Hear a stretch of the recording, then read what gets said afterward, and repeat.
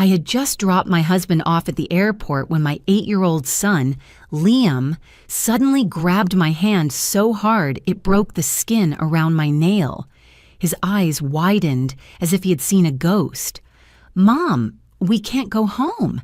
Dad said tonight you and I will disappear. And he has to go far away so no one will suspect him." My heart stopped. I knelt down, held his little shoulders, and tried to steady the breath breaking apart in my chest. He had never lied, never trembled like this.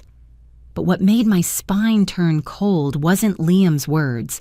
It was the tone notification from my husband's text. "Go home as soon as you're done. Tonight is very important." Important? Important for whom? And for what? I realized this was no longer a normal day. If you're still listening, tell me where you're watching from. Every comment you leave is another mark in this journey. And if this story has touched you, don't forget to hit like so it can reach even further. I am Avery Morgan, recently turned 58, living in the suburbs of Charlotte, North Carolina, a place I once believed held nothing but peace, late afternoon sunlight, and the sound of children playing in the cul-de-sac. I had just dropped my husband Darius at the departure terminal of Charlotte Douglas Airport. He said it was only a 2-day business trip, one of the many he had taken over the past few years. I held Liam's hand, planning to head back to the parking lot, go home, heat up the chicken soup still sitting in the pot, and try to finish off a long day. But Liam's eyes froze. My steps. He wasn't playful, wasn't chatty, wasn't talking about school like usual. He stood still as if a spotlight had pinned his fear in place, his tiny hand squeezing mine until it hurt. "I heard Dad talking on the phone this morning," Liam whispered, staring at the floor as if trying to recall every word. "Dad said he needs to clear the house, no more obstacles, so we can start over." I listened, but couldn't make sense of it. Each word felt like a rock sliding down a mountain, crashing into the next, sending a violent rumble through my chest. Liam had never said anything like this. He was a sensitive child, observant but never one to make things up. I wanted to reassure him, to believe he misunderstood. But the fear in those brown eyes wasn't something an 8-year-old could fake. I tried to smile, though my voice shook slightly. "You must have misheard, Liam. Your dad makes work calls all the time." He shook his head immediately, sharp, decisive, painful enough to make my heart clench. "No, Mom, I heard right. Dad said tonight you and I will disappear. Dad said he has to go far away so no one will suspect him." My chest burned as if someone had poured boiling water inside it. I opened my phone by reflex, and that moment sent a chill through me. Darius's text had just arrived. "Go home as soon as you're done. Tonight is very important." Important? Important for whom? Important for what? I tried to swallow, but my throat felt packed with dust. For months I had felt something was off with Darius, but I pushed it aside, like a woman trained her, whole life to endure, to keep a marriage steady, the way women of my generation were taught to preserve a family. He started locking his phone, coming home late, blaming endless meetings, strange calls in the middle of the night that he took outside on the porch, whispering, his hand trembling, though he'd smile thinly at me. "Don't worry, it's work." I wanted to ask Liam more, but my throat wouldn't let sound out. I squeezed his hand and pulled him toward the parking lot. I could not let anyone in the airport see how badly I was shaking. "Liam," I said once we were inside the car, "you remember everything clearly?" He nodded without hesitation. "Dad also said they have to do it quickly tonight, because starting tomorrow, Dad will be free." Free. That word struck my mind like a metal bell. I started the car but didn't drive toward home. By an instinct I didn't know I had, I turned the opposite way onto the highway. I needed space. I needed time. I needed to know whether I was afraid of something real or scaring myself. But then my phone lit up again and again. Darius sent 3 more messages. "Are you on your way home yet?" "Why aren't you answering?" "Don't drive around. Go straight home." The tone of those texts was wrong, urgent in a way that made the back of my neck prickle. Darius was usually indifferent toward me. He had forgotten anniversaries, birthdays, everything. He never cared whether I got home on time. I began to tremble. "Mom," Liam whispered, "if we go home tonight, you won't wake up." I had lived long enough to know when a child's fear was real, and a mother's fear, sharp as a knife, forces belief whether she wants it or not. I turned into a residential street 3 blocks from our house. The oak trees cast shadows across the windshield. The quiet was so heavy, I could hear my own heartbeat. I shut off the lights, pulled the sunshade down, and looked at Liam. "Baby, I believe you, but we need to see with our own eyes to be sure." "No, Mom," Liam grabbed my arm immediately. "Don't go near the house. Dad isn't Dad anymore." I didn't know which hurt more, that sentence or the possibility that I had slept beside someone who saw our lives as disposable. I exhaled slowly. "We won't go inside.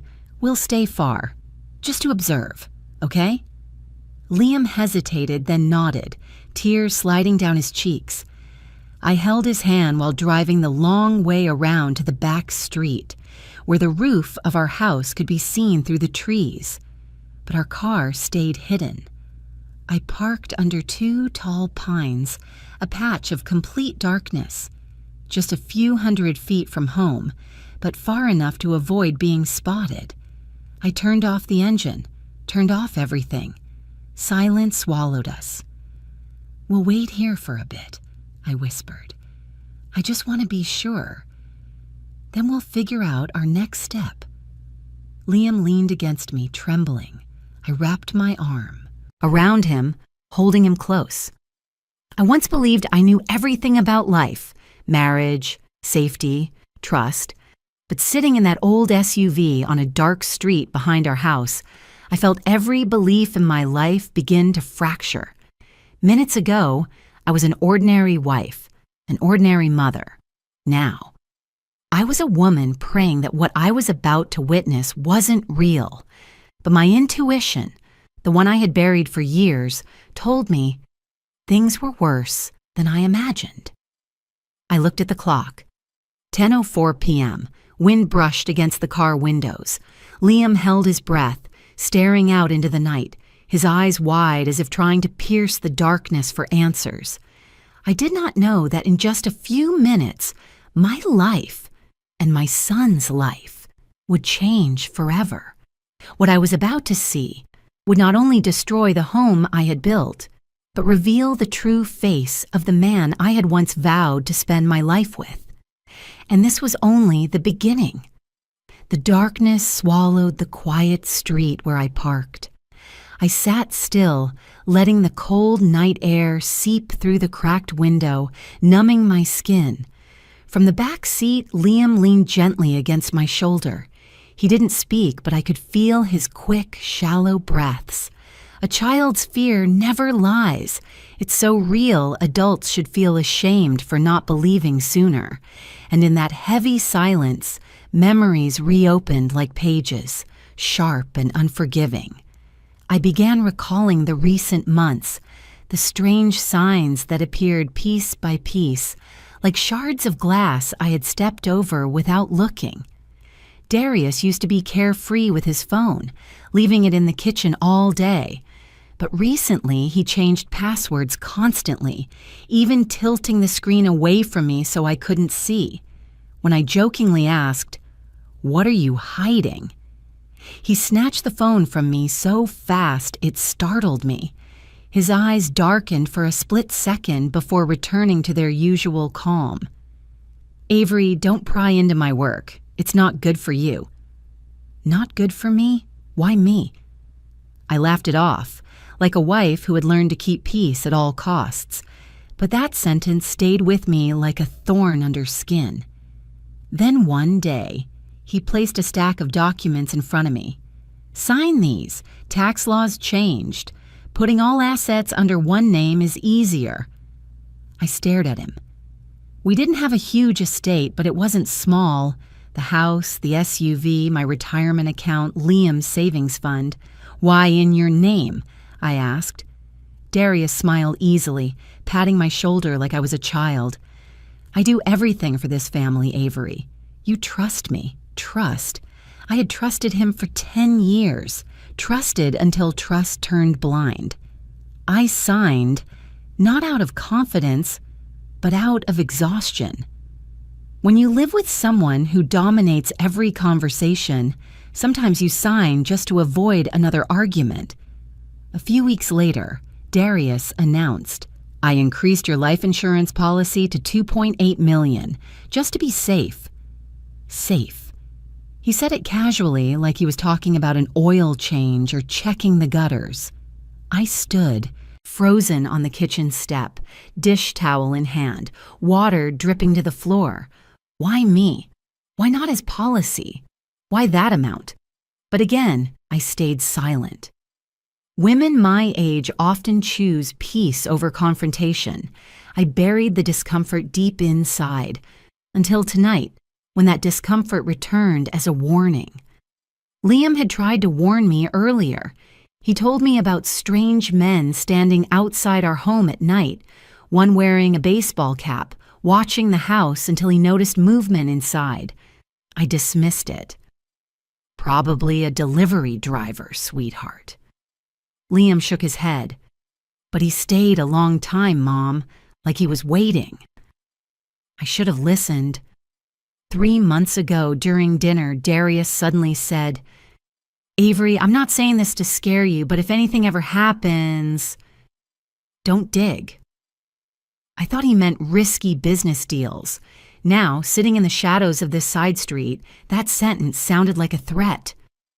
Don't dig? He expected silence. I looked at Liam, my 8-year-old boy with messy brown hair and wide, alert eyes, who saw what I refused to see. The man I married was not the man I thought he was. I held his hand, cold and trembling. "Tell me again," I whispered. "You're sure about everything you heard?" Liam nodded firmly. "Dad said they would do it tonight. Dad said he has to go far away so the police won't suspect him. Dad said, we're a burden." I closed my eyes. A burden. 2 words that cut deeper than any knife. The clock read 10:21 p.m. We sat silently. Only the wind through the trees and our breathing filled the air. Each minute stretched painfully long. Liam stayed close, his eyes fixed on our house. He looked older than 8 in that moment. Fear ages children in ways adults can't understand. Darius had stopped texting, but the silence was worse than the messages. It felt like the quiet before an explosion. Then headlights swept across the trees. Liam and I stiffened. A black SUV, no front license plate, crept into the neighborhood. Not a neighbor's car, not a delivery truck, not anything familiar. It moved slowly, as if counting each house. Then it stopped, right in front of ours. Liam gripped my hand until it burned. "Mom, they're here." My breath caught in my throat. In that moment, every faint sign I had ignored snapped together into a complete picture, a pitch black, freezing picture. Darius had been preparing this for a long time. Every detail, every signed paper, every action, every word, all of it led to tonight. And when the 2 dark-clothed figures opened the SUV doors, I knew that if it hadn't been for Liam's whisper at the airport, we would have become 2 names in an investigation report. Mother and child died in a house fire caused by faulty wiring. They didn't know we were watching. They didn't know Darius's plan had veered off course. But I knew, with a painful cutting clarity, my life would never be the same again.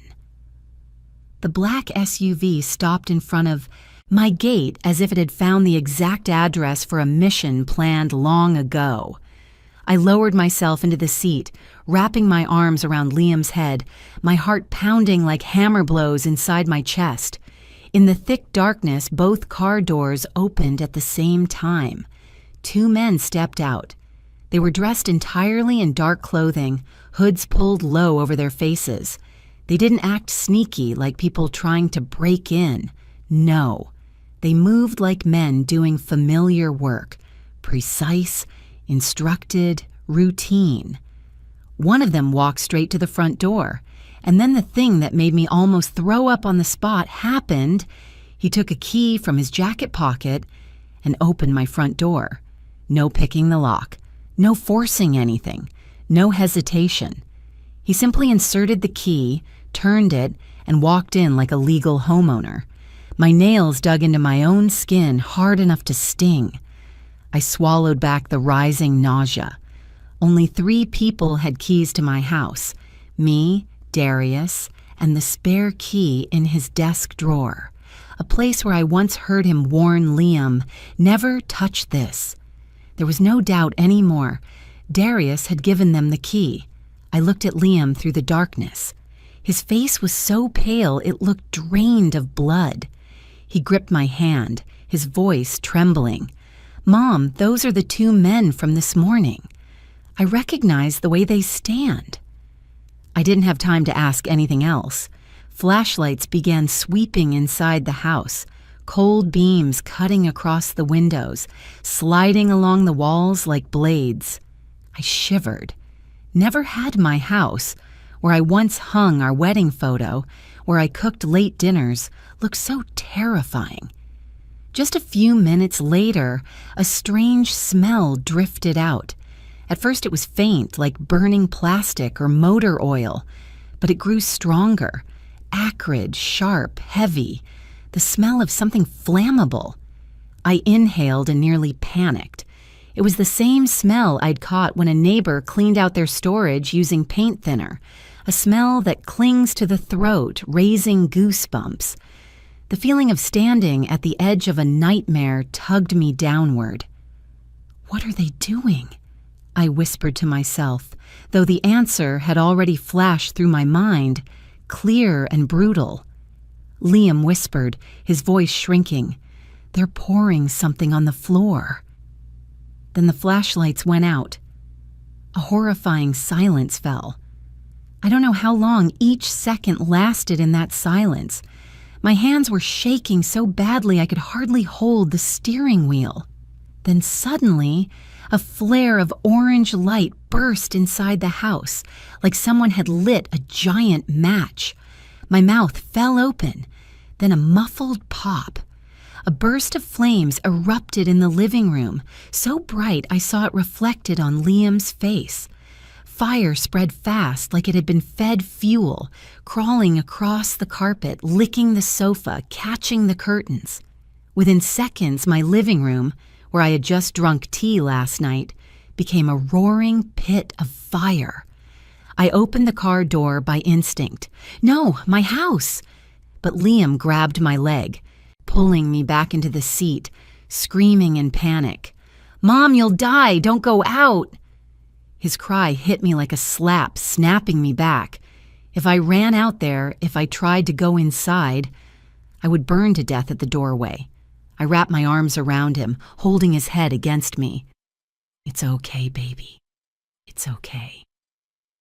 But I was the one shaking uncontrollably. The fire spread too fast, far too fast to be an accident. Within minutes, it swallowed the living room. Black smoke poured out of the windows, thick enough to smother the whole house. Small explosions followed, wood cracking, glass breaking, pieces of the ceiling falling. The flames surged as if assisted. This wasn't dry wood. This wasn't negligence. What had those men poured on the floor? How much? How long before we arrived? Neighbors started shouting. Porch lights flicked on across the street. Someone ran out with a phone to call 911.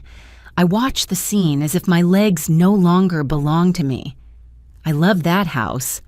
I had hung every picture on the wall, hand-placed every decal in Liam's room. All our memories were in there. But the fire didn't care. It climbed the stairs, then began licking into the second floor, where Liam's bedroom was. My whole body went cold. If I had listened to Darius and brought Liam home early, if we had gone to bed, if Liam hadn't said anything, we would have been up there, and we wouldn't have escaped. We watched the house collapse piece by piece through the windshield, silent, absolutely silent, quiet enough that I could hear my child's heartbeat. Then my phone vibrated. A familiar notification chimed in the smoke-filled air. I picked it up as if holding hot coals. A message from Darius, just a few words. "Sleep well, you two. Text me when you get home." It felt like a cold blade plunged into my chest. He knew we should be asleep. He believed we were inside. He believed the fire would take care of the rest. And now he was sending a message to create the perfect alibi, the caring, innocent husband. I read the text 3 times and still couldn't believe his audacity. I wanted to scream, throw the phone into the windshield, call him and ask if he had any conscience left. But I couldn't do anything. Liam looked up at me, eyes full of tears. "What did Dad say, Mom?" I couldn't lie to him anymore. I handed him the phone. He stayed silent for a very long time, then whispered, "Dad." Knew we would be sleeping in the house tonight. I pulled him into my arms. I couldn't hold back anymore. Tears poured out uncontrollably, but even in that moment, one truth stood sharp in my mind. No doubts, no excuses, no hopeful denial left. Darius tried to kill us, with planning, with calculation, with every step prepared. He wanted to start a new life, without me, without Liam. He wanted freedom, wanted to erase his debts, wanted to live comfortably off my life insurance payout. And if Liam hadn't tugged my hand at the airport, if I hadn't listened, if I had driven home on time, then right now we would be lying inside that burning house. No breath, no voice, no chance. I watched the second floor collapse, the sound of splintering wood like a cry. Black smoke rose into the sky, and the flames reflected on the windshield, painting my face in red as if exposing the truth directly to me. That night, inside the darkness of the SUV, I knew I had stepped out of my old life. I was no longer the wife who tried to preserve happiness by staying silent. From now on, I had only one mission: protect Liam and uncover the truth Darius thought he had burned in those flames. When the second floor caved in, the cracking wood and shattering glass roared through the car windows. It felt like a part of me broke too. It wasn't just a house. It was my last 10 years. The photos, the blanket I crocheted for Liam when he was 3, the old handwritten letters from my parents, all turned to ash. Fire engine sirens grew louder, then flooded the neighborhood, red and blue lights flashing across the rearview mirror like a nightmare pulsing. Neighbors ran out. Some rushed toward the gate of my house, others recording, some covering their mouths in shock. I ducked low in my seat, pulling Liam's head down. "Don't look up, baby," I whispered. "No one can know we're here." He nodded, pressing his face into my shoulder. I felt his hot tears through my coat. My first instinct, like many Americans, was to call the police, to run to the firefighters and scream, "My husband did this! He tried to kill us!" But as soon as the thought appeared, The little bit of logic I had left crushed it. Darius was not a nobody. He was the successful man of the neighborhood, the guy who funded the local youth team, chaired church fundraisers, attended uptown Charlotte charity dinners. He had pictures with the police chief hanging at City Hall. He smiled in the local paper, labeled a proud black businessman of the region. And who was I? A middle-aged wife who had stayed home for years, recently working part-time at a small shop. No money, no power, no voice. I looked down at my phone. The only evidence I had was one message. "Sleep well, you two. Text me when you get home." That message, if presented, would be read as what? A husband checking on his family, nothing more. And the testimony of an 8-year-old, "Dad said we would disappear." Against Darius's expensive attorney and his polished reputation, I could already hear their argument. "Your Honor, this is simply a frightened child imagining things after a traumatic fire." I bit my lip hard enough to taste blood. We had nothing. If I showed up now, Darius could flip the entire story, paint me as an unstable wife, imagining threats after losing her home. I had seen too many cases like that on the evening news. No, I couldn't go to the police, not yet. I wiped my tears, turned fully toward the back seat, held Liam's shoulders, and made him look into my eyes. "Listen to me, Liam. From this moment on, we don't let anyone know we're alive. No neighbors, no friends, no one at all. Do you understand?" His lips trembled, but he still nodded. I just need you," he whispered, "as long as you're here." That sentence squeezed my chest tight. I pulled him into my arms again, took a deep breath, then backed the car out of the dark space between the two pine trees. I had to get away before the fire truck lights swept toward where we were. I drove like someone sleepwalking, turning through familiar curves that suddenly felt strange tonight. I avoided the main roads, sticking to small streets, weaving through other neighborhoods. Charlotte at night was gentle like a tired animal. Warm porch lights, seasonal decorations, flags hanging by doorways, all of it the complete opposite of the panic rolling in my chest. Liam began to drift off in the back seat, his head nodding with each bump. The child had just escaped death less than an hour ago. No child should ever have to go through a night like that. I couldn't keep driving without a destination. I needed a place. I needed a name. I needed a hand I could hold when the world had just collapsed under my feet. And then, like someone flipped a switch in my mind, I remembered my father. Not the father of today. The father from years ago, before he died of a heart attack, before his knees gave out, before he sat in the recliner in my living room and said something I had laughed off at the time. "If one day you are truly in danger, go find Carlton Rao." Back then, I answered, "Dad, you watch too many detective shows." He laughed, but his eyes weren't joking. He opened his wallet, took out a small piece of paper with a phone number and 2 lines. Carlton Rao, attorney, and an address in the Midwood area. He folded it and pressed it into my hand. "I don't trust Darius," he said quietly. "I hope I'm wrong, but if one day something feels off, you call this. Don't ask much, just call."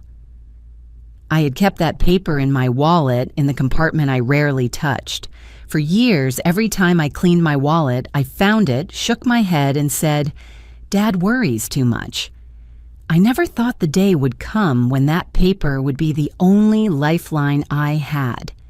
Now, in the middle of the night, on an empty road, I switched on the car light and opened my wallet with shaking hands.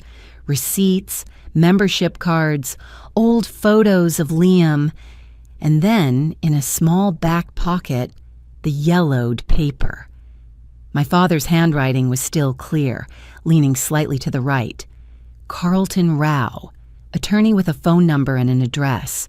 I stared at it for a long moment. I felt split in two. One half wanting to throw the paper away and pretend none of this had ever happened. The other half knowing that if I didn't dial this number, I might not live long enough to regret it. I chose the second, half. My hands shook so badly I had to dial twice. The phone rang, once, twice, 3 times. Each ring stretched out like a whole year. Just when I was about to hang up, a low, firm female voice answered. "Hello, Law Office of Rao." I stayed silent for a few seconds. When I finally spoke, my voice sounded like it belonged to someone else. Hello, I'm Avery Morgan. My father is Dale Morgan. He used to... The other end went quiet for half a beat. Then the woman's voice sharpened, alert now. "Dale's daughter? You finally called." A short pause. "I'm Attorney Rao, Carlton Rao. Avery, where are you right now?" My heart pounded. My father didn't just talk to this woman once. He had prepared more than I realized. I'm driving near downtown, my house. My house just burned down. My son and I almost... I couldn't finish. The next words tangled into strangled sobs. She didn't comfort me, didn't gasp, didn't panic. Her voice stayed steady, as if she was used to calls made in desperation. "Listen to me, Avery. Are you alone?" "I'm with Liam, my son." "Is your husband there?" I swallowed hard, answering with a hoarse voice. "No, he's on a business trip out of state. He's the one who wanted us dead." Again, she didn't interrupt or judge. I heard the scratch of a pen on the other end, like she was taking notes. "All right. Avery, listen carefully. Drive straight to the address I'm about to text you. My office is in Midwood. Do not stop anywhere. Do not visit anyone. Do not tell anyone where you're going. Put your phone on silent and absolutely do not call your husband. Clear?" Her tone wasn't a suggestion. It was a command. Yes, I understand." "Good. I'll be waiting there. The door will be locked. Cameras are on. Ring the bell once. I'll open it. And Avery..." "Yes?" "You did the right thing by calling. Dale would be proud of you." I burst into tears the moment the call ended. The road to Midwood felt longer than usual. I merged onto the interstate, then back into smaller roads, following the map's directions. Liam dozed in the back, clutching the stuffed dinosaur he took everywhere. Charlotte drifted past the windows like a slow film. Drive-through restaurants still lit, a few cars at gas stations, neon billboards flickering. No one knew that inside an old SUV passing through, there was a woman who had just lost her home and her husband. Not by death, but by truth. Midwood at night was quieter than I remembered.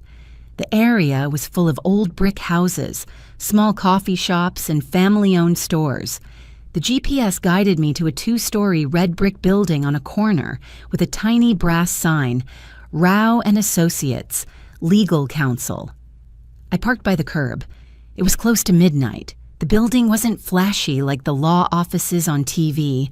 Only a warm yellow light glowed from a frosted window on the ground floor. A camera pointed directly at the porch. The front door had 2 layers, a glass door with a steel latch inside and a heavy wooden outer door that looked sturdy enough to trust. All of that should have comforted me. But in the state I was in, it only made me feel like I was truly stepping into another world, the world my father had feared I'd one day face. I gently shook Liam. "Liam, wake up. We're here." He rubbed his eyes, looking around sleepily. "Where is this, Mom?" "A place where someone can help us." I took his hand and we climbed the steps together. My hand trembled as I pressed the doorbell. In less than 10 seconds, the lock clicked. The wooden door opened first, then the glass door inside. A woman in her early 60s stood there. Dark brown skin, silver hair pulled back neatly, glasses perched on her nose. She wore a dark sweater and jeans, nothing like the polished attorneys on television. But her eyes, sharp, awake, steady, made me feel small, like a child. "Avery?" she asked. I nodded. "Yes, that's me." She glanced at Liam, still clinging into my hand, then opened the door wider. "Come in, quickly. Tonight is not a night to stand outside." Inside, the office was warm, smelling of strong coffee and old books. Files lined the walls. Stacks of papers covered her desk. Nothing fancy, but orderly and solid. She locked the door, tapped something on a control box near the wall, probably the security system, and gestured, "Lay the boy on that sofa. There's a blanket there. He needs to sleep, and you sit here." I did as instructed. Liam curled up the moment he lay down, exhausted. I covered him with the blanket, smoothed his hair, then returned to the chair across from the desk. Attorney Rao sat, clasped her hands, and looked directly at me. "All right, Avery, start talking. From the beginning. Don't leave out anything, even if it seems small."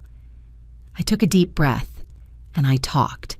I told her about the constantly changing passwords, about the property transfer papers for tax convenience, about the life insurance policy raised to $2.8 million with the words, "just in case," about the strangers Liam saw outside, about the line, "if anything happens, don't dig," about the phone call Liam overheard this morning, the whisper, "Tonight, they will disappear."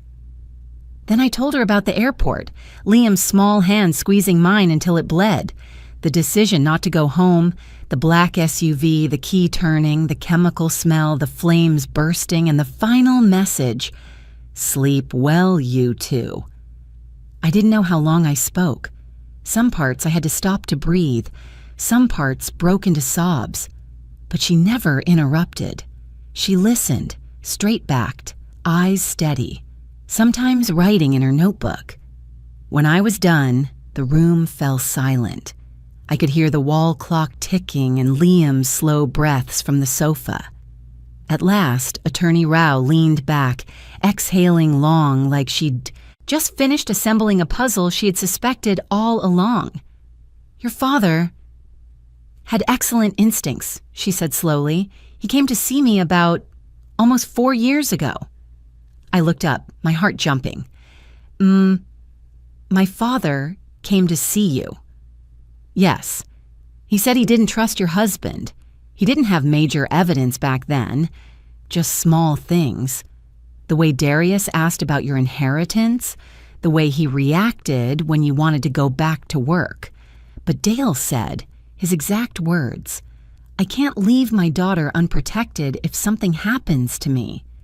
She stood, walked to a short file cabinet, unlocked it, searched briefly, then pulled out a thick brown folder. She set it in front of me. On the cover, in handwriting, "Darius Morgan, confidential." Goosebumps rose along my spine. "Avery," Rao said, her voice dropping lower, "your father was right. I have a file on your husband." She paused, letting the words settle into the warm, coffee-scented room. "And I'm afraid this started much earlier than you think." The brown folder lay in front of me like it was glowing in the mixed smell of coffee and old paper. My fingers trembled on its edge. I had always thought my father was overly cautious, overprotective.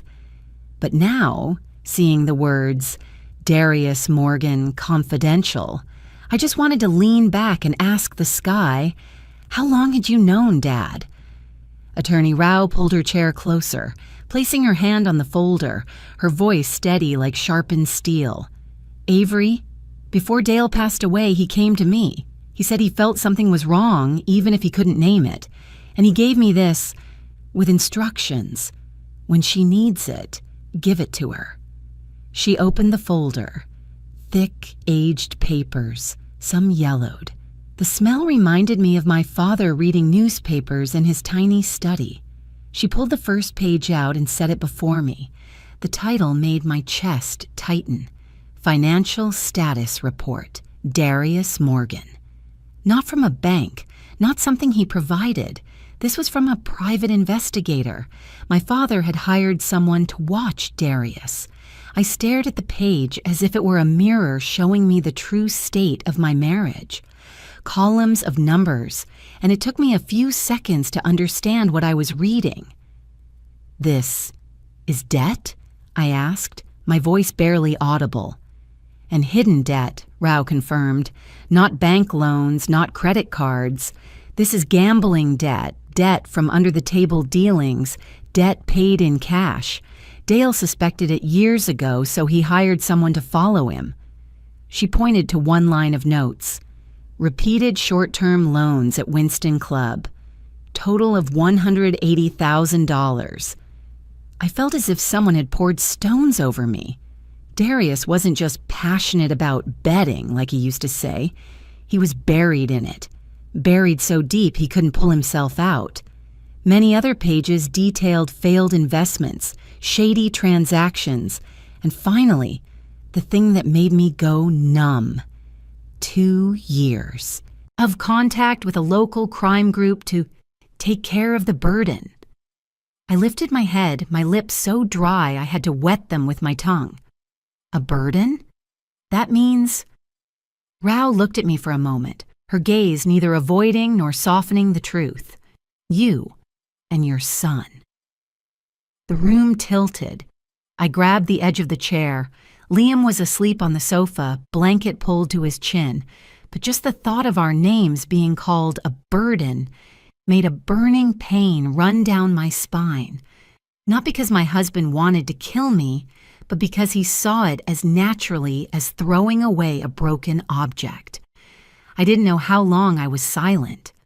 When Rao continued, I realized my hands were clenched so tightly they had turned white.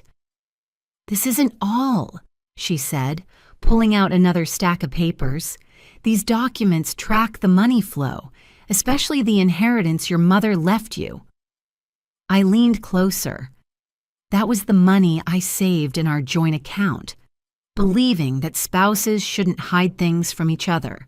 In the middle pages, it was written clearly, inheritance of $132,000, withdrawn in 19 transactions, completely gone in 18 months. My heart felt like it had been punched. "Oh my God," I whispered. "He spent every dollar."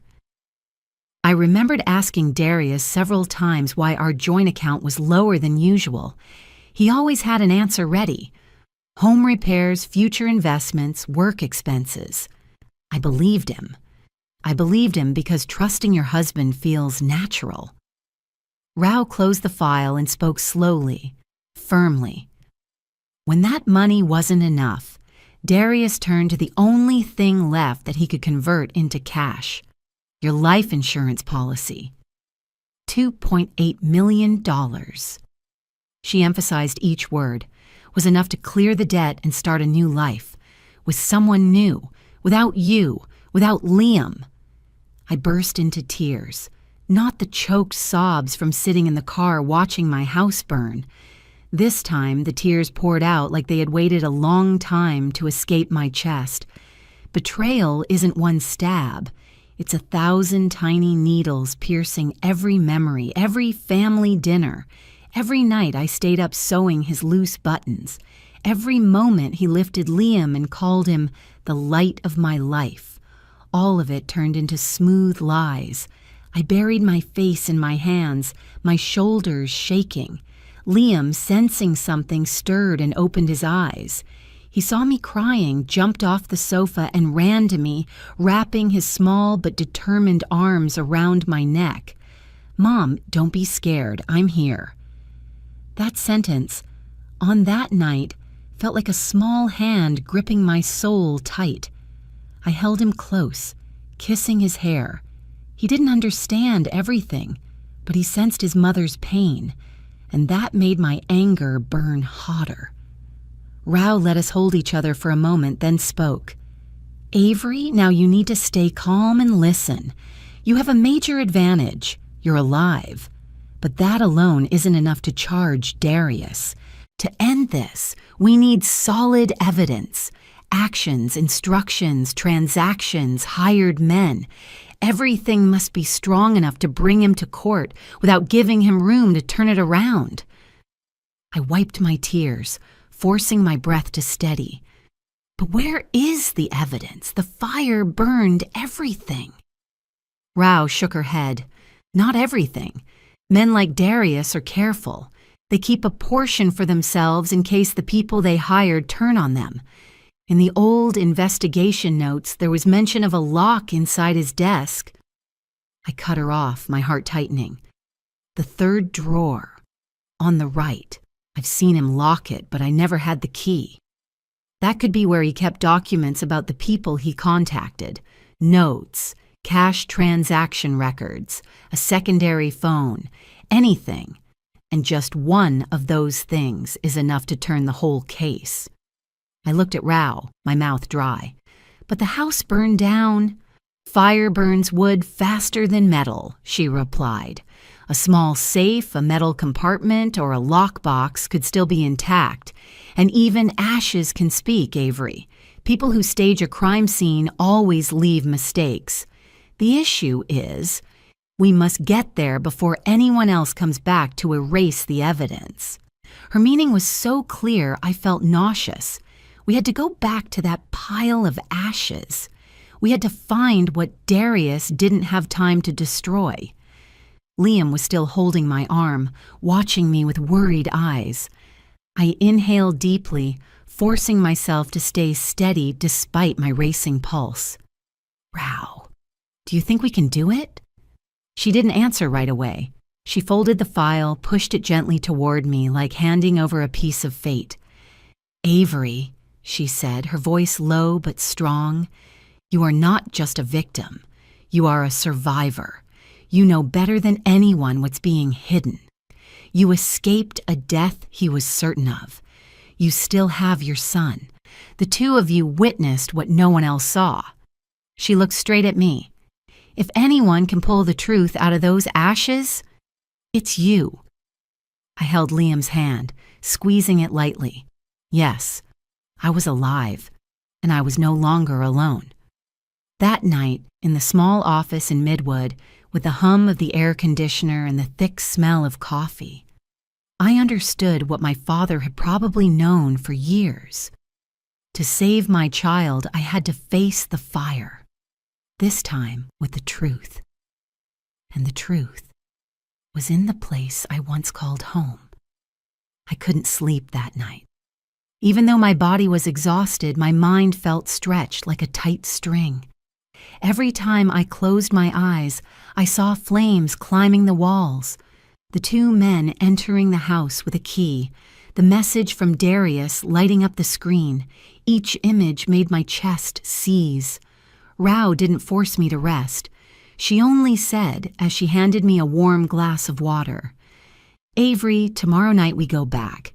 Tonight he's still busy pretending. Tomorrow night the men he hired will think everything is done.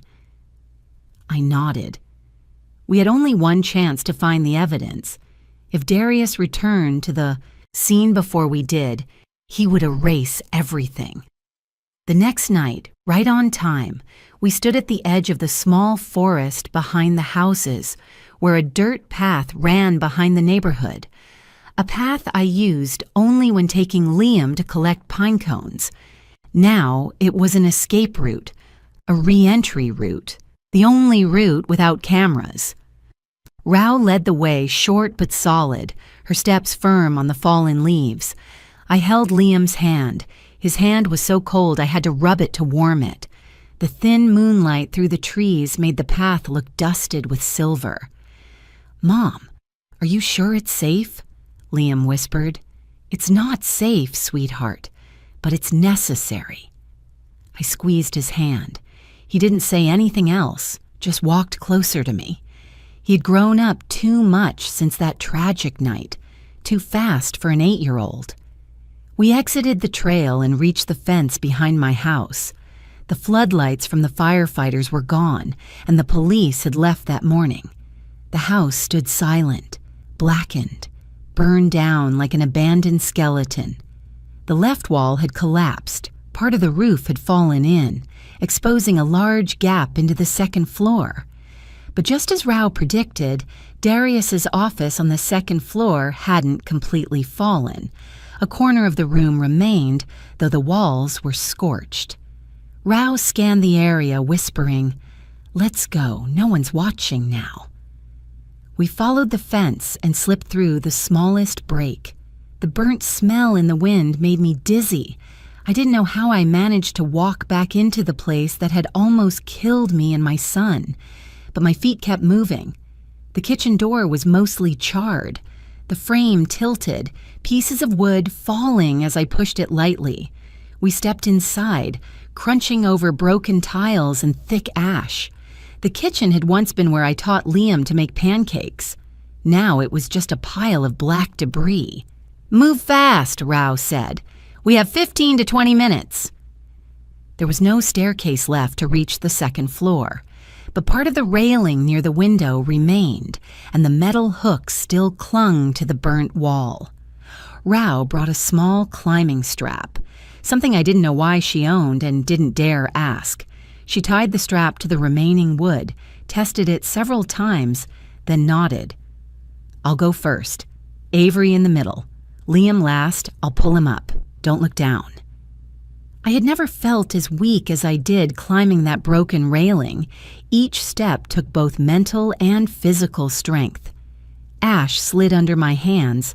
Wind blew through the open roof, carrying the smell of burnt metal and wood, like the night before was still smoldering. When we reached the second floor, the office appeared like a ghost. Darius's desk was burned from the top down, but the lower portion survived. The wall behind it was pitch black, the floor covered in ash, and in the middle of that charred wall was something that made me shiver. Darius's safe had been exposed, the wooden covering burned away, but the keypad still intact. Another thing chilled me. I'd always thought that safe was the most secure thing in the house. Now it sat uncovered like evidence against its owner. Rao signaled for me to hurry. I looked at the numbers, my hand trembling. The one code Darius had ever used, and confidently believed no one else knew, was his birth date. I typed it silently. Click. The safe door opened. Inside wasn't much, but enough to take my breath away. Bundles of cash wrapped in rubber bands, several SIM cards for untraceable calls, a black burner phone charred on one corner but intact, debt documents, some with burned edges but mostly readable. Rao quickly gathered everything into the fireproof bag she brought, checking each item. "This is only part of it," she said. "Darius definitely kept a backup somewhere else." Before I could react, Liam tugged my sleeve. "Mom, here." He pointed to the burnt floor. A square piece of wood sat slightly offset from the rest, easy to miss without looking closely. I knelt, brushed away the ash, and lifted the plank. Underneath was a hidden compartment. My heart tightened. All these years living with him, I never knew there was a secret space under his office. Inside were a rough, old brown leather notebook with lightly burned edges, a thick envelope filled with receipts and handwritten notes, a small memory card. Rao opened the notebook first. On the first page, Darius's familiar handwriting cut me like a blade. Plan. Resolve the burden before October. It felt like someone slapped me across the face. Every loving word, every promise, all looked like ash-covered lies now. Rao flipped through. The following pages listed service payments, initials of contacts, scheduled times for cleanup, deposit amounts, notes saying, "Make sure no evidence is left." My hands shook over the pages. Every stroke of ink pierced the last thin layer I used to shield him. He's just stressed. He's just different lately. He'll be better. No. He wasn't changing. He was revealing himself. Rao closed the notebook and looked at me, her gaze sharp but not cold. "This is exactly what we need." But just as she finished speaking, a sound froze my blood, the front door being shoved open, then heavy footsteps on the burned floor. "Someone's here," I gasped. Liam clung to my arm, trembling. Rao motioned for absolute silence, then whispered, "The cabinet over there, quick!" We slipped into a half-burned wooden cabinet in the corner. Only half the door remained, but the darkness hid us well. Ash swirled as I pulled Liam close. 2 male voices echoed, familiar ones, the same men who set the house on fire that night. The cops didn't find the bodies. The boss said to come back and check for anything left. No way, 2 people asleep inside, fire like that, they'd be gone. He said he's not convinced, told us to sweep the office again. The office. I let out a breath, my hand gripping Liam's shoulder so tightly, he turned his face up to me, as if trying to reassure me back. Their footsteps climbed the temporary stairs, the sound of breaking wood snapping under their weight. A beam of their flashlight swept across the room, only a few steps from the cabinet we were hiding in. I heard my heartbeat in my ears like a pounding drum. One of the men said, "Hey, the safe is open." "No way, we didn't touch it." "Someone got here first. Watch out. Maybe they're still alive." I held my breath. Rao stayed completely still like a statue. Liam pressed his face against my chest. One of the men's feet stopped right in front of the cabinet. I thought I was about to faint when, "Ah!" A loud scream came from the porch on the first floor. A woman's scream, sharp, chilling, not the scream of someone in danger, but a scream meant to warn. The 2 men jerked back. "Someone's downstairs! Go!" Their footsteps pounded down the stairs. The door slammed, then silence. Rao slowly cracked the cabinet door open. She was breathing hard, but her eyes were still razor sharp. "Move. Now. They'll come back." We rushed across the room and climbed down the rope just like we had come. I lowered Liam first, my arms numb, but my mind focused on only one thing. We had to get out. When my feet hit the ground, I turned to look at the house one last time. The blackened walls stood like witnesses to a crime. And also, the place where the truth had been pulled out of the ashes. Rao grabbed my arm, urging, "Run!" We ran through the trail and into the trees. Behind us, an engine started, and headlights swept across the area as if searching for something. If Rao hadn't yelled to distract them, we might not have had a chance to escape. When we reached the parking lot where she had left her car, I leaned against the door, gasping. Liam wrapped his arms around my waist, pressing his face into my stomach as if to make sure I was really still here. Rao started the engine, her voice strangely calm. "Avery, tonight you found something most people never get the chance to hold, the truth." She glanced at the bag holding the notebook, the phone, the papers. "And this truth will save both of you." I turned to look out the window, toward the pile of ashes swallowed by darkness, and I knew. From that moment on, I was no longer the woman who ignored the signs. I became the person who would peel apart every layer of lies Darius had built, using exactly what he left behind in that secret compartment he thought I would never find. By the time Rao drove us back to the office, it was already late. The city outside was quiet, but in my head I still heard the fire, the breaking glass, and the cold words in the notebook. Resolve the burden before October. As soon as the office door locked behind us, Rao placed the fireproof bag on the table and looked at me. "Now it's time to see what we really have." Liam was exhausted, crawling onto the sofa in the corner and curling up in the thin blanket. I pulled it up to his chest, kissed his forehead, then returned to the desk. Rao took each item out: the cash, the SIM cards, the burner phone burned on one corner, the stack of debt papers, and finally, the brown leather notebook. She opened it, and I sat across from her, no longer able to cry, but my heart tightening every time I saw Darius's familiar handwriting. The first page, plan, resolve the burden before October. Below it were short, clear lines. 5,000, deposit for M. 2,500, first payment for the handling team. Meet M at the parking lot behind the old gas station, 9 p.m. Rao turned to the next page. Each page looked like a detailed project plan. Dates, meeting locations, amounts paid, notes, keep quiet, avoid cameras. Nothing vague. Darius recorded everything as if he were managing a project, not hiring people to kill his wife and child. In the middle of the notebook, a line was underlined. Scenario, fire, the perfect accident. Under it were bullet points.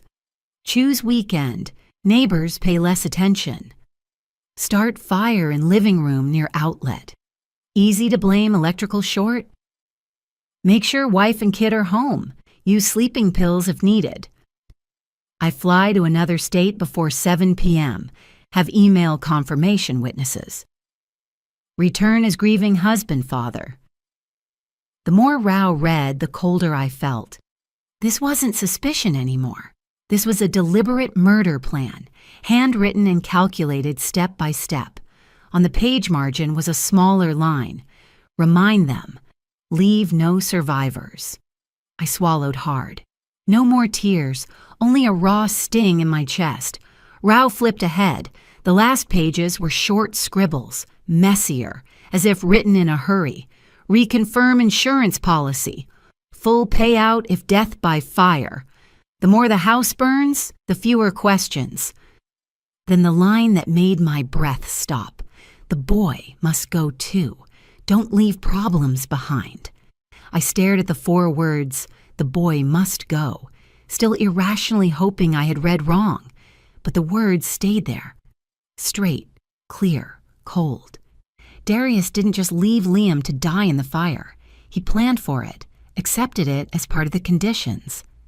I inhaled, murmuring almost to myself. He wrote it down. Rao gently closed the notebook, pushed it aside, then picked up the burner phone. Now for the rest. She plugged the phone into her laptop. The device powered on despite the burned casing. After a moment, the message log appeared. Many unfamiliar numbers saved lazily as M, T, driver. Rao opened M. A string of short messages. Darius, do it fast and clean that night. No survivors. M.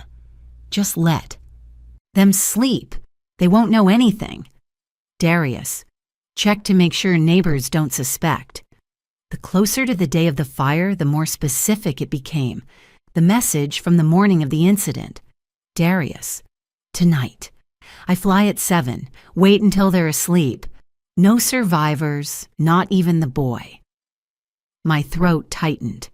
It wasn't Liam's assumption. It wasn't a child overhearing.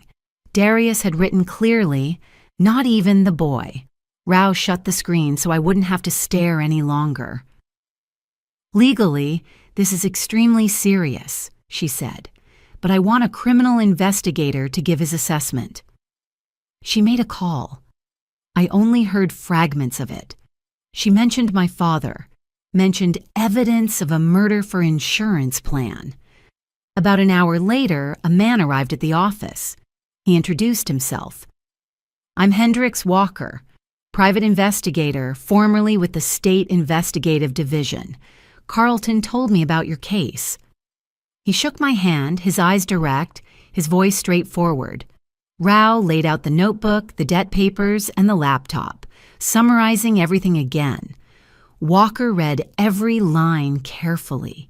He didn't comment much, just nodded or frowned occasionally. Finally, he looked up. "In terms of evidence," he said slowly, "we have a handwritten plan, payment transactions to the hired group, messages showing clear intent to kill his wife and child. Context: the fire, his trip out of state, the high-value life insurance." He looked at me. "With this, we can absolutely build a serious criminal case, not just at the state level. Federal involvement is possible because this includes insurance fraud and organized crime." I thought relief would come. Instead, I mostly felt tired. Tired because the evidence in front of me both helped me and shattered the image of the man I lived with for 8 years. Rao asked, "But there's still risk, right?" Walker nodded. "Someone like Darius will hire an excellent lawyer. They'll say the notebook is just fantasy written under stress, no direct action taken yet. They'll try to separate him from the arsonists, argue that they acted beyond the agreement, claim he had never intended to kill his family." I cut in, my voice hoarse. "But he wrote no survivors, not even the boy." Walker nodded. "Yes, it's very strong, but a skilled lawyer will still twist it. Talk about threats from debt collectors, impaired judgment, psychological stress. If we only rely on documents and messages, there's enough gray area for them to create doubt." He leaned back, speaking clearly. "What we need is a mistake from Darius himself, an action, a sentence, a reaction that shows he knew it was arson, knew it was planned, something he doesn't have time to polish." I looked at Rao. She stayed quiet as if she already knew what Walker would propose. "How do we get that?" I asked. Walker didn't circle around it. "We make him reveal it. Not by confronting him openly with the police, but by letting him believe that you are still within his grasp." I frowned. "What do you mean?" "Right now," Walker said, "Darius sees 2 possibilities. 1, you and Liam are dead. Everything went according to plan. 2, he's starting to doubt it because there are no bodies and his men reported the safe was opened. When he becomes certain you're alive and have the documents, he'll panic. Panic makes people try to regain control, negotiate, threaten, manipulate, and the person he's been manipulating for years is you." I started to understand. A wave of discomfort rose in me. "You want me to contact him?" Walker nodded.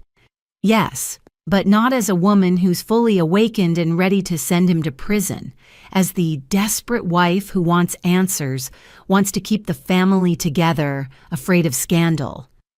He explained clearly. "If you text him aggressively or threateningly, he'll shut down, call a lawyer, and say nothing. But if you act weak, confused, wanting one last conversation, he'll lower his guard. He'll say things closer to the truth, reveal what he thinks about the accidental fire, the men he hired, the plan." Rao added, "We won't let Avery be alone. The call or messages will be recorded. If there's a meeting afterward, it will be in public, with Walker's people watching and recording. But the first move must come from Avery's text."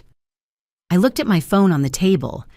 Darius had been texting nonstop since last night. I tried not to read them, but I still saw the previews flash by. "Where are you? I'm worried sick. Answer me, I'm losing my mind."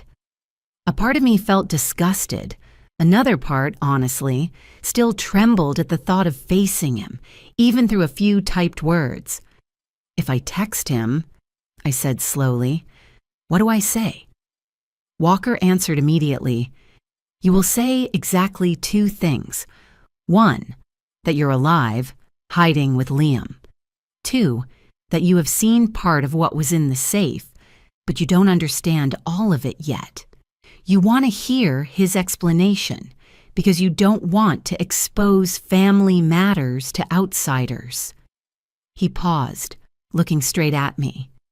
The wording can be adjusted, but the core is this. Make him think you are still the wife you used to be. The woman afraid of scandal, afraid of breaking the family, willing to sit and listen to his excuses. Rao looked at me, her voice gentle but firm. Avery, only you can play this role. Darius is used to seeing you soft. This time, that softness will be the trap.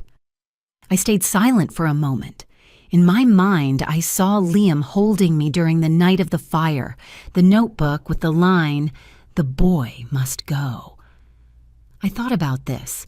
If we stayed silent, if we did nothing, would Darius stop?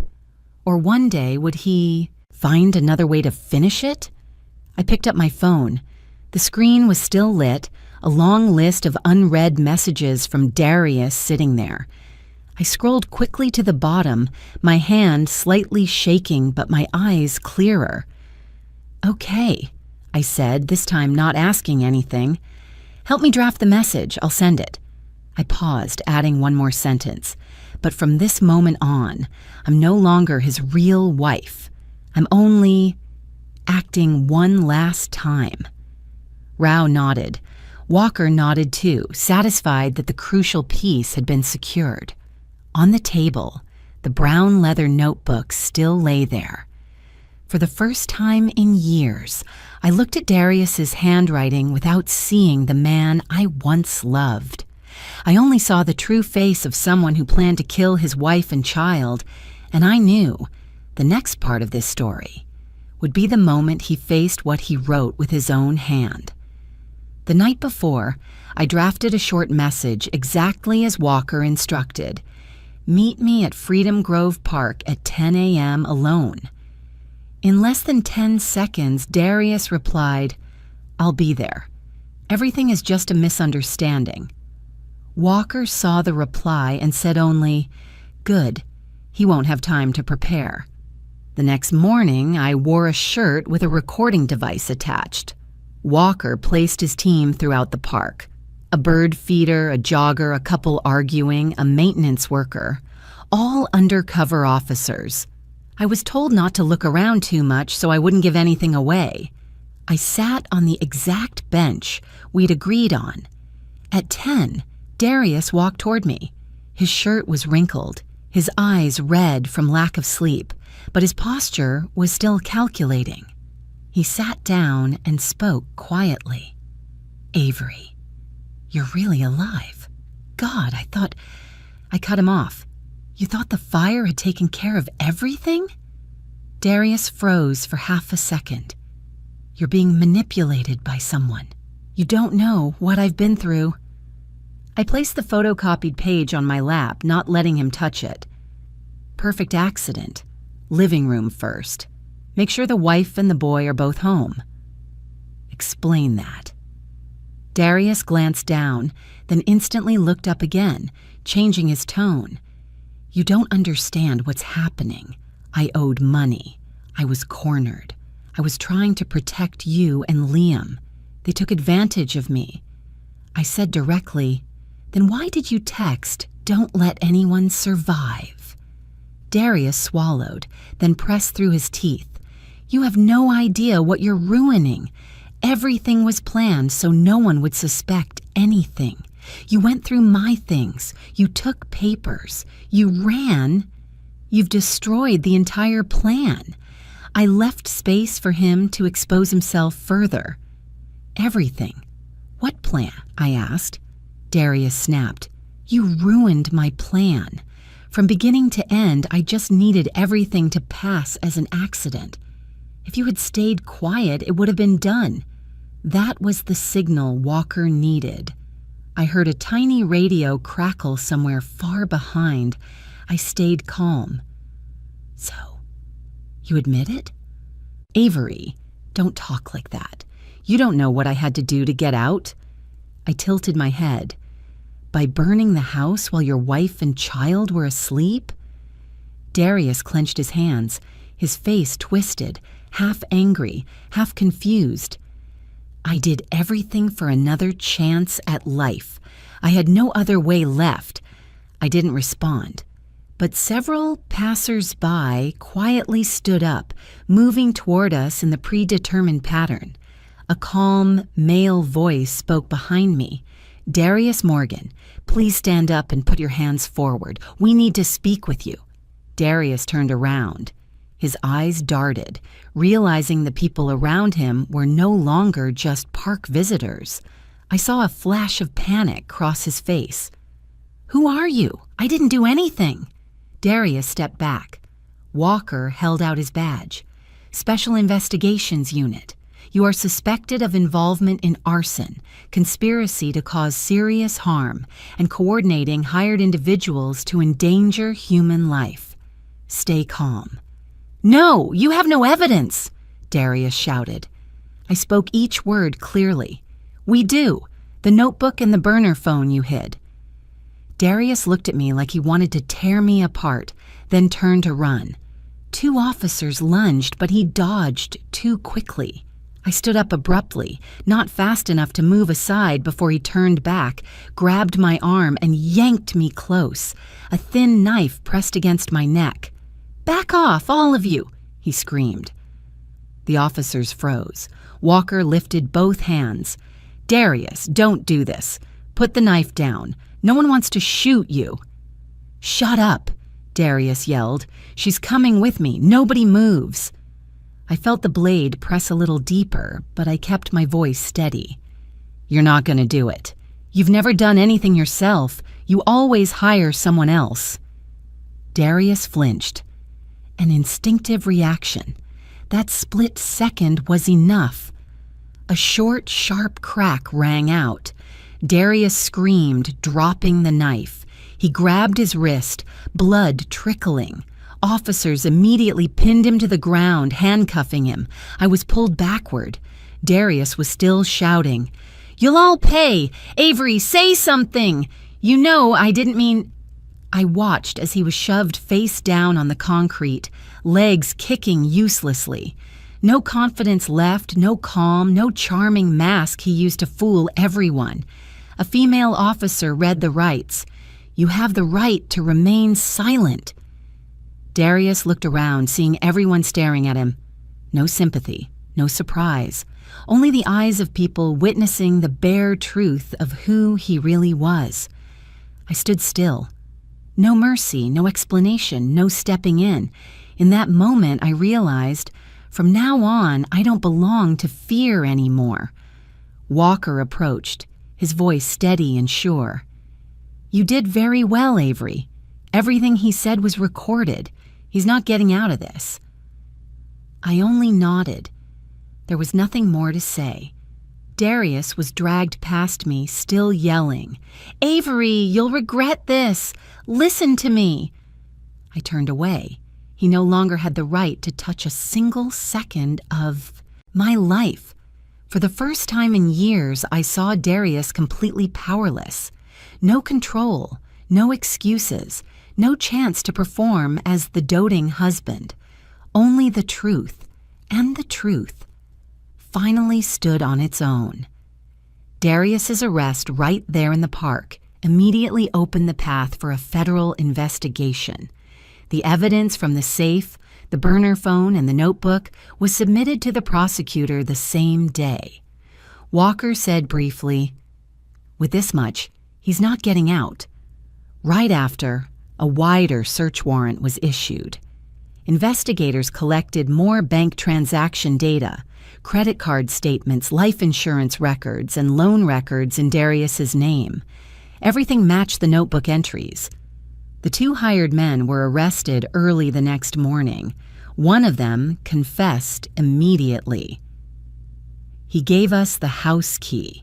He said his wife and kid would definitely be home that night. He said make it look like an electrical short. He paid half up front. The rest after the insurance payout. The statement was fully recorded with a court-appointed attorney present. The prosecution kept everything. Darius's lawyer immediately requested a meeting to negotiate. Rao said plainly, no amount of money can undo what he did. They were forced to bring the case to trial. The trial opened within 2 months. Darius appeared in an orange prison jumpsuit, hair trimmed, face tight with tension.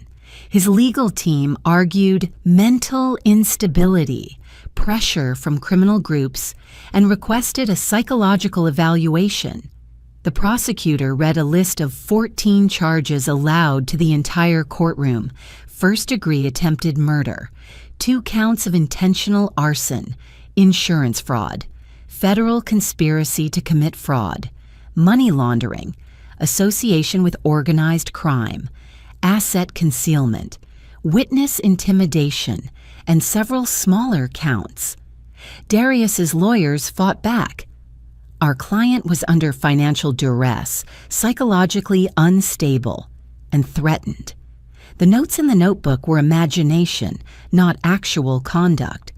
The prosecutor displayed the text messages on the large screen. Don't let anyone survive. Not even the boy.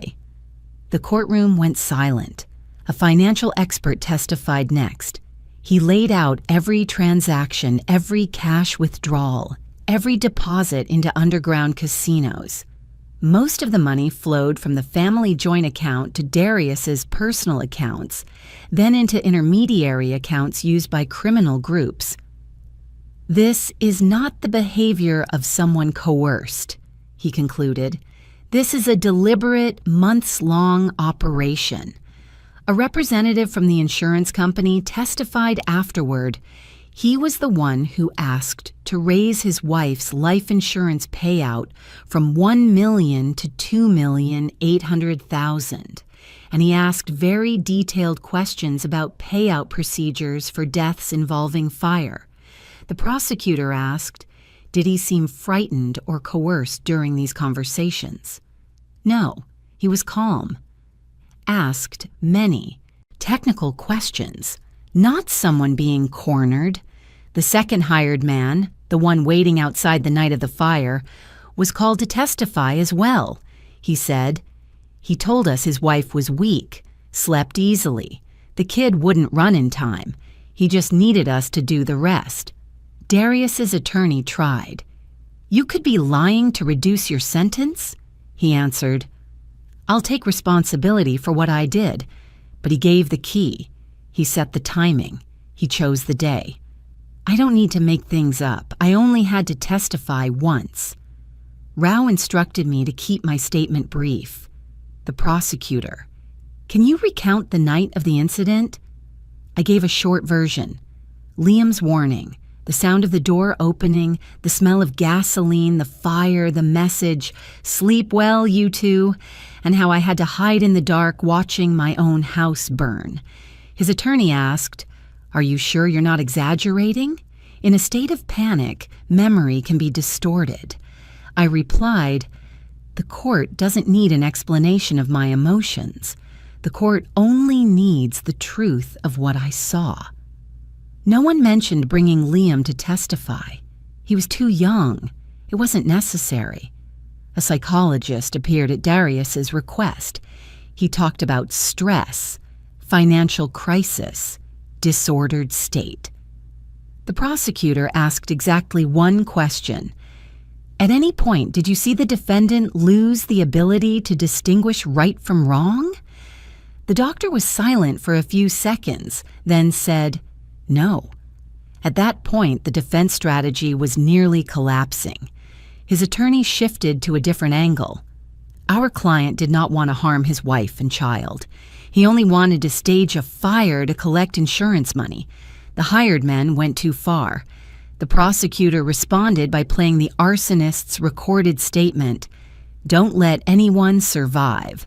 There are 2 people in the house. Do it fast. Leave no trace. No one said anything further. On the sentencing day, the courtroom was unusually quiet. I was not present. I sat in Rao's office watching the live broadcast. Liam was in the next room playing with her son. The judge read the sentence. The defendant, Darius Morgan, is sentenced to 28 years in federal prison. Not eligible for early parole. All major charges are upheld. Court adjourned. There was no applause, no protest, only his attorney standing to request the right to appeal. The judge nodded, expression unchanged. Walker called me. He has no room to maneuver. Even if he appeals, it won't reduce much. You and Liam are safe now. I answered, I understand. Rao placed a photocopy of the ruling in front of me. It's over, Avery. From here on, your life belongs to you and your son. That evening, I put Liam to bed. I said briefly, the court ruled. Your father will be gone for a very long time. Liam asked, will we ever see him again? I shook my head. No, you don't need to. He nodded softly, not scared, not shaken, just calm, as if he finally understood that the worst had passed. I turned off the lights. The room was silent. No crackling fire, no door bursting open, no footsteps of a stranger. Only the breathing of the child I had protected by every possible means. A dark chapter had closed, by law, by truth, by evidence that could not be denied. And the next chapter, the one without Darius, finally began. After the trial, I started putting the rest of my life back together as quickly as I could. The house had turned to ash. All documents, belongings, memories were gone. I went with Rao to the social services office to complete temporary assistance paperwork. A week later, I found a small rental house in a quiet neighborhood in Matthews. 2 bedrooms, a small kitchen, and a front yard just big enough for Liam to plant a few pots of flowers. There wasn't much to move in. A few donated clothes, a cheap wooden bed, a used dining table from a secondhand store. But the house had solid locks, bright windows, and friendly neighbors. That was enough. Liam began therapy every Monday. During the first session, he said nothing. But by the 3rd week, he started speaking a little. His therapist told me, the key is a safe environment. Your son is recovering at the right pace. I nodded. Nothing more needed to be said. I joined a support group for women experiencing domestic violence at Rao's suggestion. There, I met many people with stories more horrifying than I imagined. When it was my turn to speak, everyone listened without interrupting, without asking uncomfortable questions. An older woman held my hand and said, "You survived. Now you can help others." After the meeting, the group coordinator invited me to volunteer as a support worker. I was surprised. I've never done this kind of work. She replied, "You don't need experience. You only need your own truth." From then on, I spent several days a week answering calls on the hotline. Many women called in panic. Many just needed to hear the words, "You're not alone." I said that sentence many times. One day, Rao visited my home. She looked around the small room and said, "Avery, I don't think you're just a survivor. You have a very clear way of arguing, of asking questions, of defending your point. You should consider studying law." I laughed.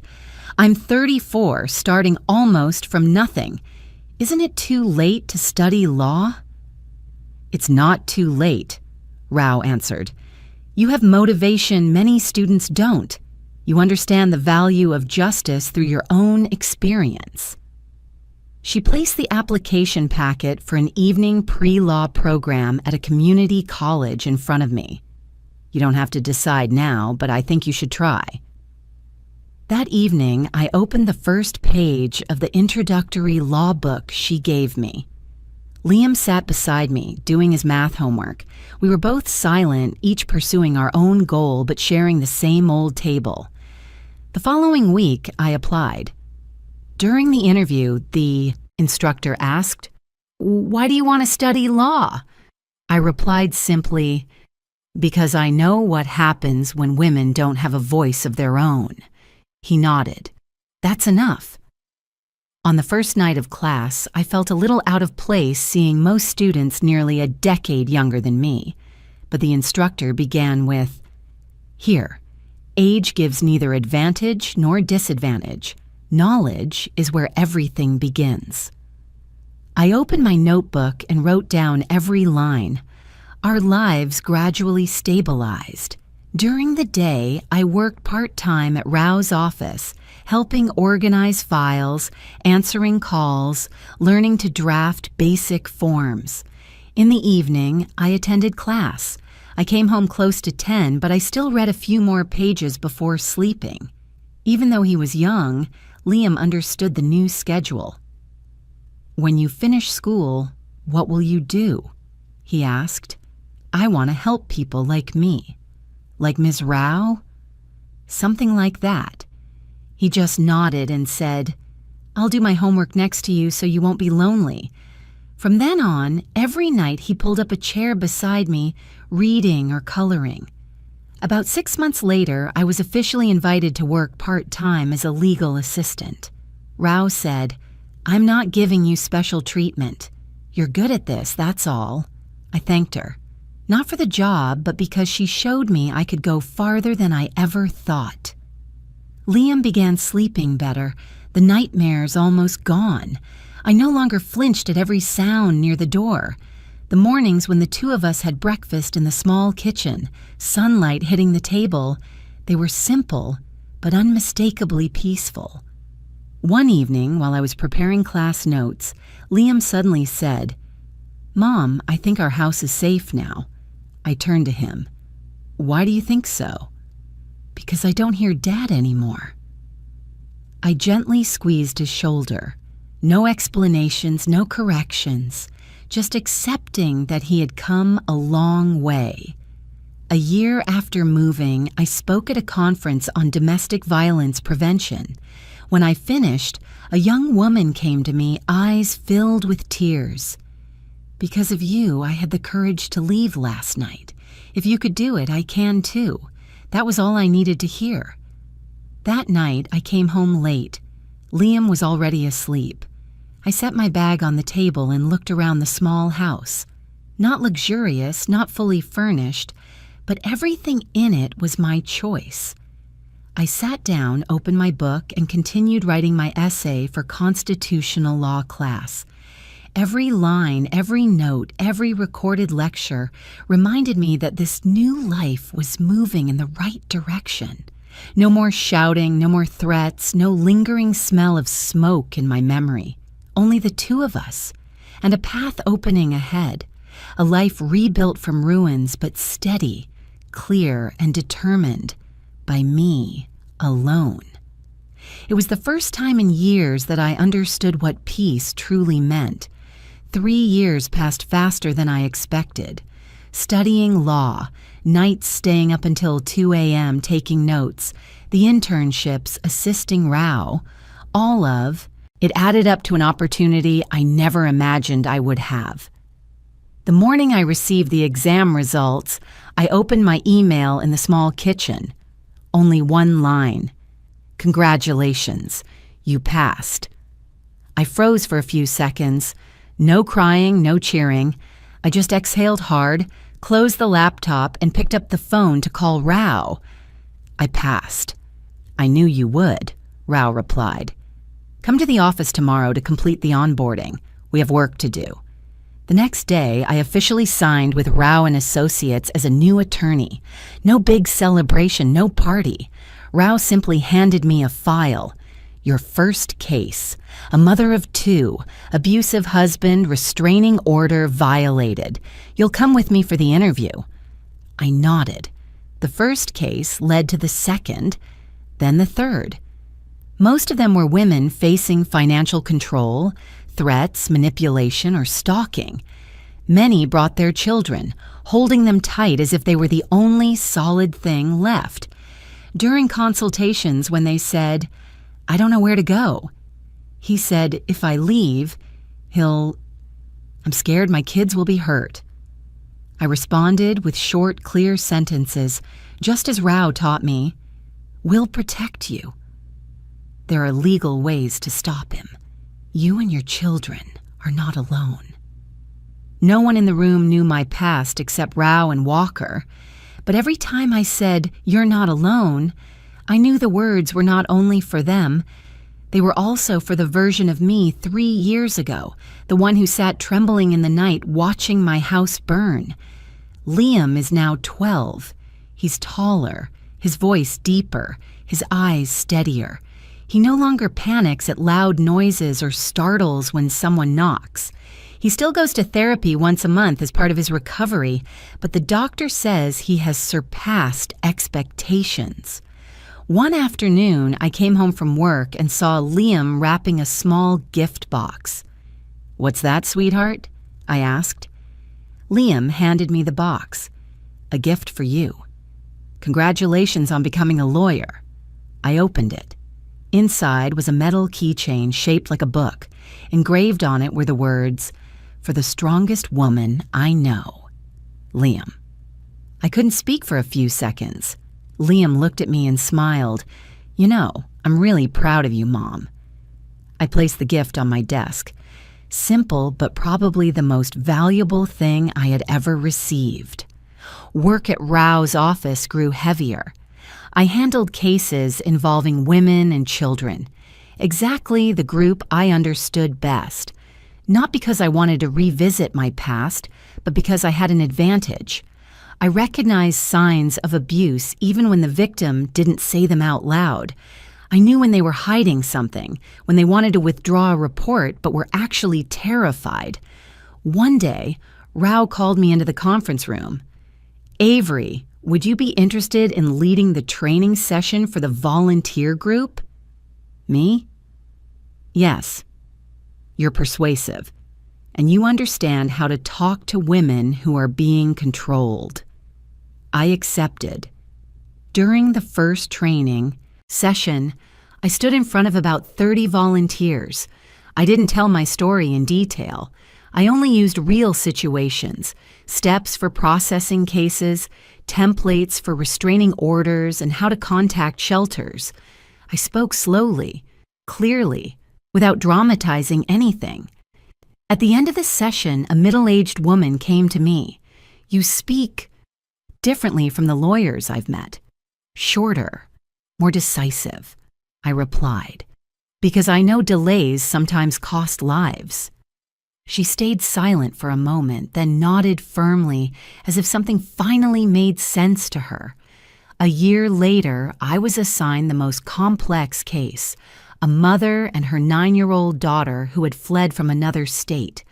The husband was hunting them, had money, had connections, and was extremely dangerous. Rao said, "I want you to take this. You handle crises well." We met the mother and daughter in a shelter. The little girl held her mother's hand tightly, her eyes wide and alert. The mother spoke softly. "I don't know who to trust anymore." I handed her my office card. "Start with me." We immediately filed for protective orders, coordinated with local police, and arranged to transfer the case across state lines. During that time, I prepared the documents for the court to issue temporary orders as fast as possible. 3 weeks later, the court approved a long-term restraining order. The mother hugged her child, and the little girl turned to me. "What do you do for work?" I smiled. "I protect people like you and your mom." That was the moment I understood that everything I had gone through wasn't only to survive. It was so I could stand where I stood that day. One late evening, while I was preparing a presentation for a legal conference, Liam walked over and leaned against the doorway. "Mom, are you tired?" "A little," I said, "but I'm okay." "Why aren't you asleep?" Liam came closer and looked at the stack of documents. "You've helped so many people. You're doing exactly what you're supposed to do." I looked at him. 3 years earlier, he used to hide behind my back in fear. Now he was the one reminding me of the purpose I was following. "You've changed a lot too, Liam. Because you're strong, so I know I'll be okay too." I didn't respond. I didn't need to. I just placed my hand on his head. Looking back, I realized something I had never said out loud. I was becoming the person I had needed that night at the airport, the night the house burned, the night I first hid in Rao's office.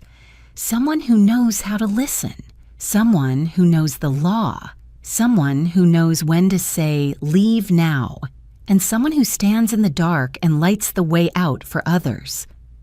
On the day I signed the contract to officially become an associate attorney at the firm, Rao said to me, "You've gone far beyond anything Dale ever hoped for, and I think he would be proud."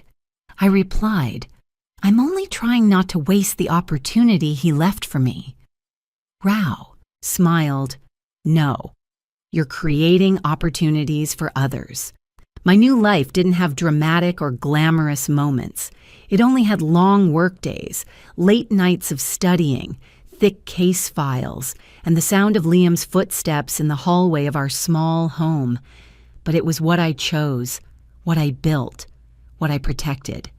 I knew I had stepped out of the darkness, and I knew I would help pull many others out with me, because if I could survive, they could too. And that was the only promise I wanted to keep. Forever.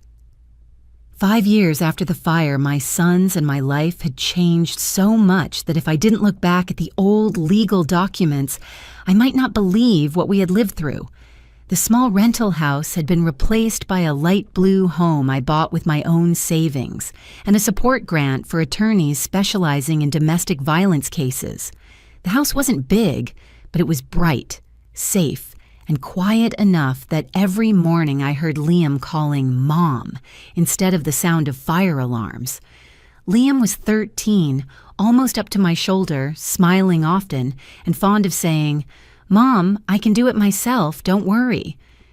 He still saw a therapist every 3 months as a mental health checkup.